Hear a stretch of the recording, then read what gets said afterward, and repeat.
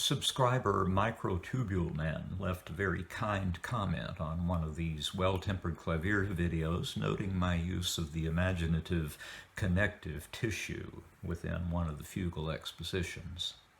He's not the first to mention my sometimes unorthodox and colorful language in these analytical projects, but he's the most recent. The fact is, if you look around YouTube and other platforms, you'll find lots of analyses of the same works that I'm treating on this channel, but I almost never make use of them. And one of my reasons for steering clear of them is that I feel the need to cultivate a language that describes my perception of the music while accurately and adequately explaining the composer's structural approach, at least. It will often be the case that you'll see me using vocabulary that has application in other arts or in the sciences, and I'm marshaling it here for illustrative purposes. It will not be unusual to see me speaking in terms that have more direct application to literature than to music.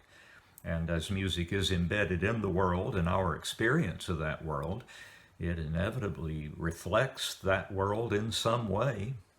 So it's unsurprising to me that descriptive language that works well in one domain of human experience and research will also work in others. Just thought I'd mention that. I very much appreciate Microtubule Man's kind comments, and as well as those that I get from others of you who have chosen to come along with me for this ride. At the A-flat platform, we encounter 4 flats in the major key signature.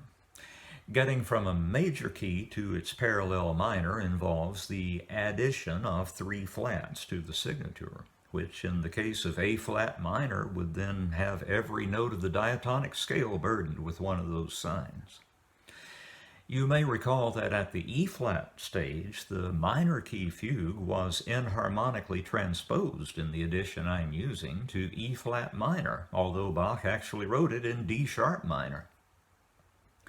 I made mention of the fact that the E-flat minor transposition was used for consistency in that edition, and as far as key signature is concerned, it's going to bristle with either 6 flats or 6 sharps, literally 6 of one or half a dozen of the other.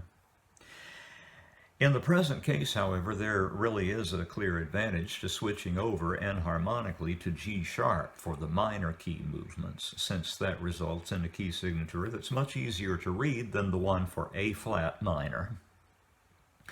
The ear cannot see, so it's blissfully unaware of the fact that Bach has made that enharmonic shift, not unlike what composers often have to do at the enharmonic embarrassment that is the 7th degree of the whole tone scale.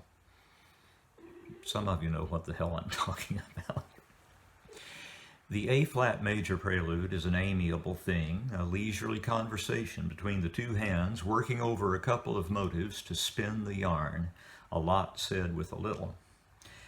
Doesn't that describe a lot of the music we've explored so far in this series?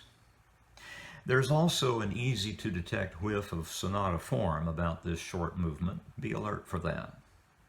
The gorgeous companion fugue has an unusually triadic subject, with the voices in turn spinning off different candidate counter-subjects for free use throughout the movement. The construction of this fugue is uncommonly thematic in its sound, with several middle entries and the modulating developments that follow them behaving like a single theme in several keys. The mood throughout is regal and self-assured, and the ending is just beautiful. The solemn G-sharp minor movements are somewhat more ambitious in their scope and aim than the pleasant essays we'll have just listened to. The prelude is a closely braided current of 3-part invertible counterpoint, with its composite rhythmic profile being such that running semiquavers are ubiquitous throughout, located in some voice or other.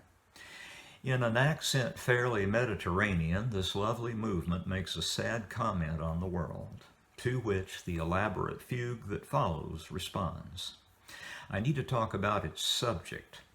The melody begins on the tonic degree, then ascends to the dominant via a temporary tonicization of that dominant. by means of a C double sharp in the score. That takes us momentarily into D sharp minor, and the subject then ends conclusively in that minor dominant key by means of a stern cadential figure, the 4-5-1, usually heard in some bass voice.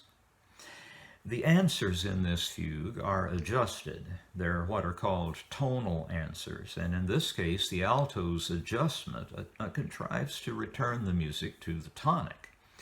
Thus, a subject and its answer might be regarded as a musical period with clear antecedent and consequent functions.